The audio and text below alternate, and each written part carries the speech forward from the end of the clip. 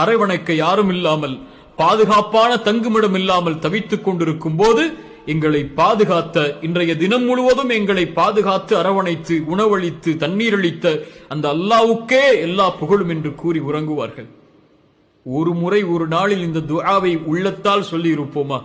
யா அல்லாஹ், இன்று நீ கொடுத்த உணவுக்கு நன்றி, இன்று நீ கொடுத்த தண்ணீருக்கு நன்றி, இன்று நீ கொடுத்த பாதுகாப்பிற்கு நன்றி, இன்று என்னை அரவணைத்ததற்கு நன்றி, நோயில்லாமல் இந்த நாளை நகர்த்தியதற்கு நன்றி, இன்னொரு நாளை எனக்கு கொடுத்ததற்கு நன்றி என்று அல்லாஹ்வை புகழ்ந்தவர்கள் எத்துணை பேர். ஆனால் கவலையோடும் இல்லாததை நினைத்து வருத்தத்தோடும் அல்லாஹ்விடத்திலே சதா நேரமும் முறையிடுபவர்கள் எத்துணை பேர். அல்லாஹ் ரப்புல் ஆலமீன் ஒரு அடியான் நன்றி செலுத்தினால் அல்லாஹ் நேசிக்கிறான் அந்த அடியானை.